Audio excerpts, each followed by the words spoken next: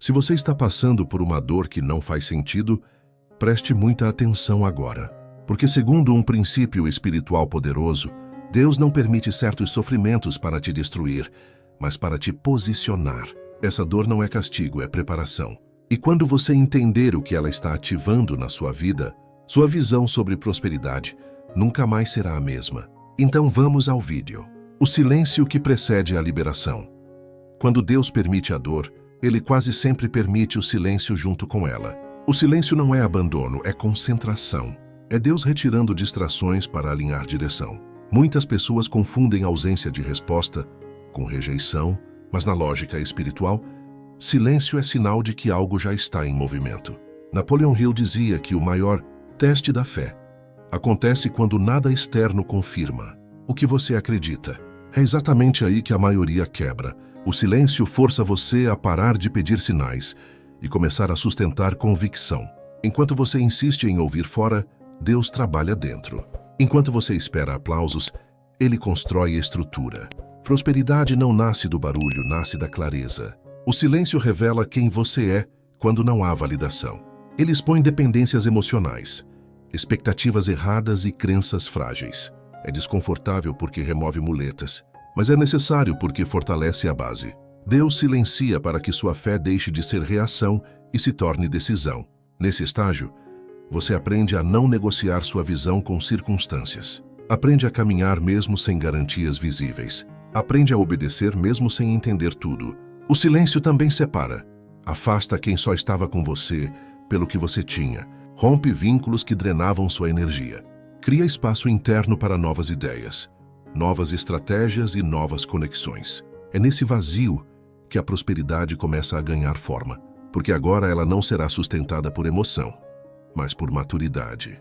O silêncio te ensina disciplina mental, te obriga a governar pensamentos, te faz perceber que a ansiedade não acelera processos.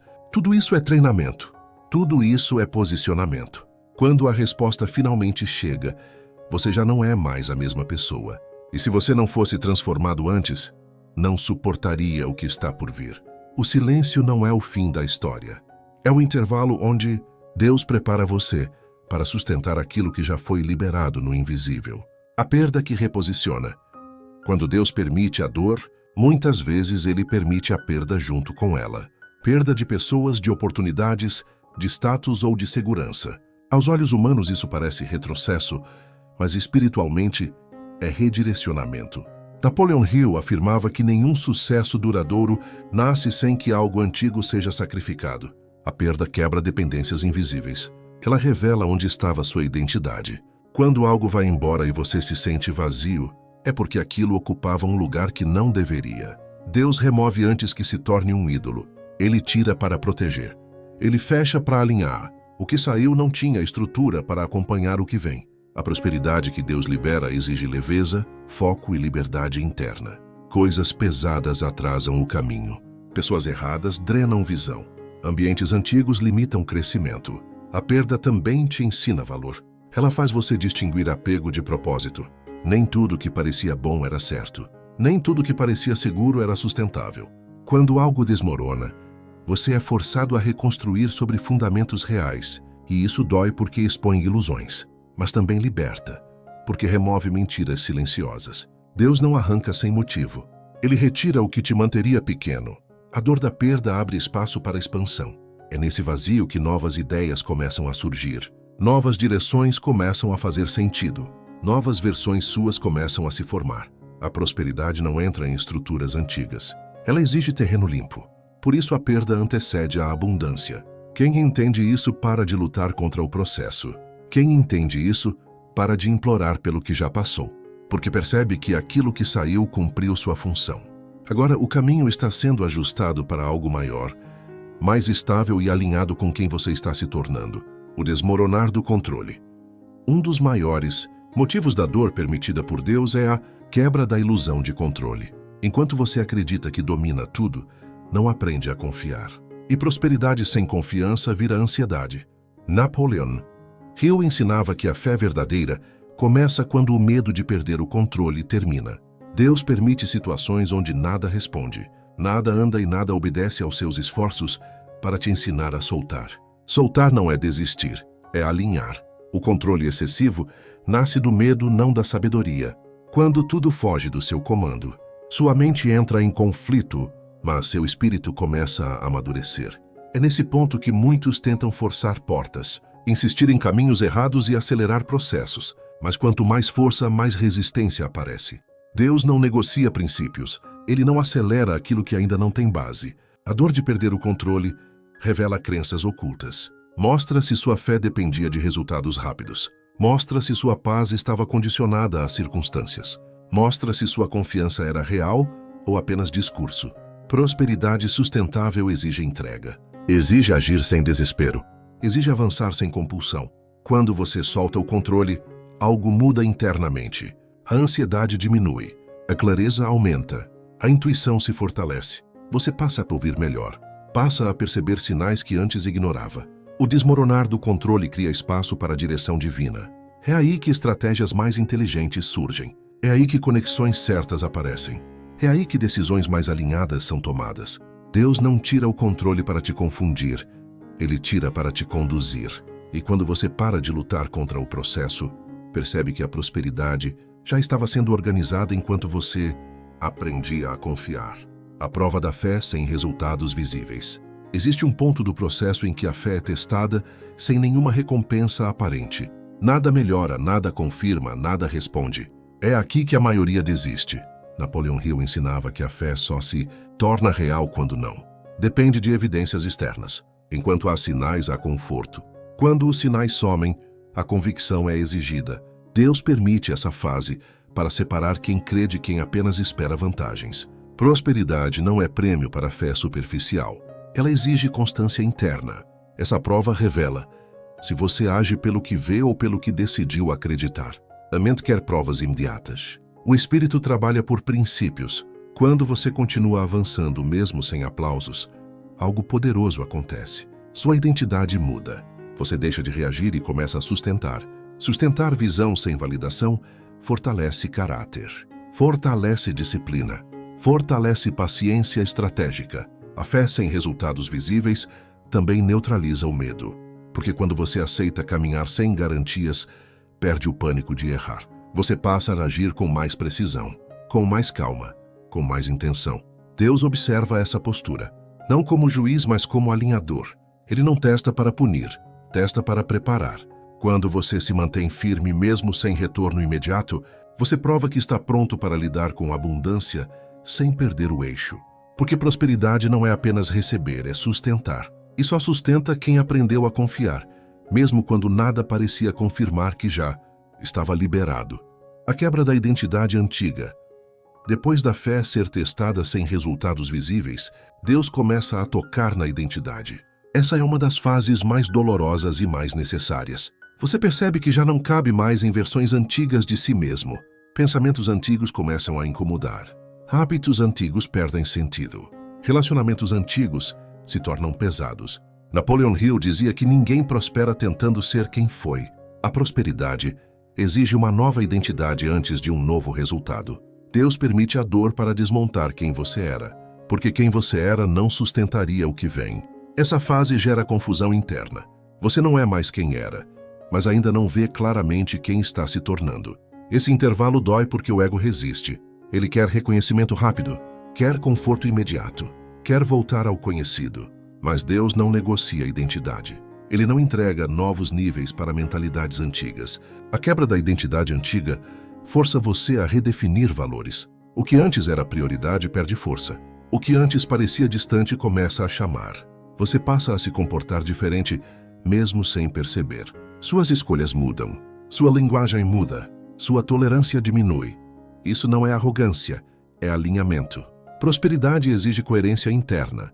Quando identidade e destino não combinam, a dor aparece para ajustar. Deus não quer apenas te dar mais, Ele quer te tornar maior por dentro. E quando essa nova identidade se estabelece silenciosamente, o mundo externo começa a responder. Porque agora você não está tentando alcançar prosperidade. Você está se tornando alguém compatível com ela. O isolamento estratégico. Depois que a identidade antiga começa a cair, surge o isolamento. Pessoas se afastam. Convites diminuem, o barulho some. Isso não é abandono, é estratégia. Napoleon Hill ensinava que toda grande construção exige períodos de silêncio profundo. Deus permite o isolamento para proteger o que ainda está frágil. Quando algo novo nasce, ele precisa de resguardo. Exposição precoce destrói processos. No isolamento, você para de se comparar, para de disputar validação, para de viver pela expectativa alheia. É nesse espaço que a visão amadurece. A mente desacelera e o espírito assume a liderança. O isolamento revela sua verdadeira fonte de força. Se você dependia de aplausos, vai sentir vazio. Se dependia de aprovação, vai sentir insegurança. Mas se permanecer, algo muda. Você aprende a se sustentar, aprende a ouvir sua própria consciência, aprende a decidir sem pedir permissão. Deus isola para alinhar foco. Prosperidade exige concentração. Distrações drenam energia criativa. Relações erradas confundem direção. Ambientes barulhentos diluem propósito. O isolamento também cura comparações. Você para de medir seu valor pelo ritmo dos outros. Para de correr por medo de ficar para trás. Passa a respeitar seu próprio tempo. Nesse estágio, ideias mais claras surgem. Estratégias mais simples aparecem. Decisões mais firmes são tomadas. O isolamento não é permanente. Ele é preparatório. Quando você sai, sai diferente. Sai com clareza, autoridade e convicção. Deus não te esconde para te diminuir. Ele te esconde para te estruturar. E quando a prosperidade começa a se manifestar, você entende que aquele silêncio foi a base que sustentou tudo o que agora se torna visível. A quebra do orgulho invisível. Existe um tipo de orgulho que não grita, mas bloqueia tudo. É o orgulho silencioso de querer controlar o processo, de achar que sabe como Deus deve agir. A dor permitida entra exatamente aí. Ela desmonta a falsa sensação de controle. Mostra que esforço sem alinhamento não sustenta a prosperidade. Napoleon Hill dizia que o ego fechado impede a mente de receber novas ideias. Quando tudo quebra, o orgulho cai. Você aprende a pedir ajuda, aprende a ouvir, aprende a esperar o tempo certo. A dor ensina humildade estratégica. Não é se diminuir, é se alinhar. Quando o orgulho cai, a mente se abre. Quando a mente se abre, novas oportunidades entram. Prosperidade não flui onde há rigidez. Ela flui onde existe flexibilidade mental e espiritual. Deus precisa quebrar o orgulho para liberar instruções mais altas. Enquanto você acha que sabe tudo, não escuta nada. Quando reconhece limites, começa a aprender de verdade. Esse estágio dói porque fere a identidade antiga, mas ele desbloqueia crescimento acelerado. A humildade correta atrai pessoas certas, atrai mentores, atrai conexões estratégicas, atrai portas que o esforço sozinho nunca abriria. A quebra do orgulho não te enfraquece, ela te torna ensinável, e uma mente ensinável prospera mais rápido. Nesse ponto, você começa a perceber sinais. Direções claras surgem. Decisões ficam mais simples. A ansiedade diminui. A paz aumenta, porque agora você não luta contra o fluxo. Você coopera com ele. Deus não quebra você para te humilhar. Ele quebra o que impede você de receber. E quando o orgulho invisível cai, a prosperidade encontra espaço para entrar e permanecer. A prova final da fé. Depois de tudo que foi quebrado, vem o teste silencioso. Nada acontece por fora, mas tudo está sendo decidido por dentro. É quando você continua obedecendo sem sinais visíveis. Continua acreditando sem confirmação externa.